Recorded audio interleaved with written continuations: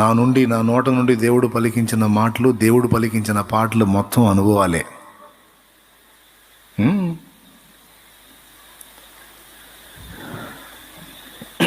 అన్ని ప్రతి దాన్ని కూడా పరిశీలన చేసుకుంటా. ఈ టైంలో నాకు ఎలాంటి అనుభూతి కలుగుతుంది, ఎలాంటి అనుభవం కలుగుతుంది. పాపం నా పరిస్థితి ఇంకొకటి ఎదుర్కొంటే వాడికి కూడా ఇదే అనుభవం కలిగిద్ది కదా. పాపం ఎంత బాధపడతారో కదా, ఎంత కృంగిపోతారో కదా, ఎంత అల్లాడతారో కదా. ఒకవేళ ఈ పరిస్థితులు ఎవరైనా తగిలితే వాళ్ళని ఓదార్చాలి, నేను ధైర్యపరచాలి, ఆదరించాలి అనిపిస్తుంది మనసు.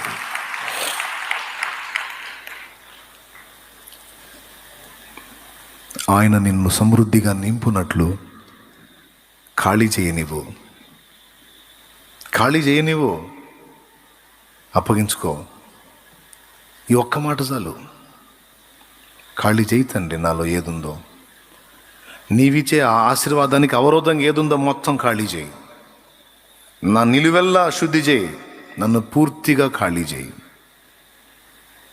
నీ శక్తితో, నీ మహిమతో, నీ ప్రభావంతో, నీ చిత్తంతో, నీ సంకల్పంతో నన్ను నింపో.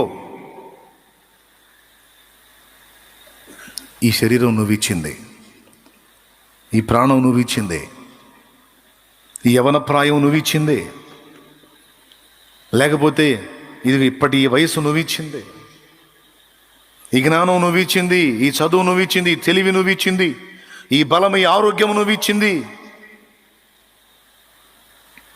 నేను కలిగి ఉన్న ఐశ్వర్యం నువ్వు ఇచ్చింది. ఇది నీ కొరకే వాడనివ్వు, ఇది నీ కొరకే ఖర్చు కానివ్వు. ఎంతోమంది లక్షలాది కోట్లాది మంది మనుషులుంటే నన్ను సృష్టించావు. ఇంతమంది మనుషులుంటే మనుషులు లేరని నన్ను సృష్టించావా? మనుషులు లేరని నన్ను సృష్టించావా? స్త్రీలు లేరని నన్ను సృష్టించావా? పురుషులు లేరని నన్ను సృష్టించావా? కోట్ల మంది పురుషులు ఉన్నారు, కోట్లాది మంది స్త్రీలు ఉన్నారు.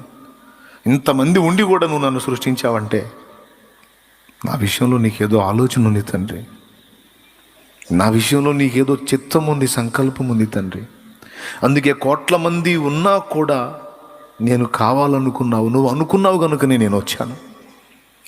కోట్ల మంది ఉన్నా కూడా నేను కూడా ఉండాలనుకున్నా, అందుకే నేను ఉనికిలోకి వచ్చాను. మరి ఏ ఉద్దేశంతో నన్ను ఉనికిలోకి రప్పించావో, ఏ ఉద్దేశంతో నాకు ఈ దేహం, జీవితం ఇచ్చావో, ఇదంతా నీ చేతికి అప్పగించుకుంటున్నాను. నా చిత్తము కాదు నీ చిత్తమే, నా ఇష్టము కాదు నీ ఇష్టమే, నా సంకల్పం కాదు నీ సంకల్పమే నెరవేరని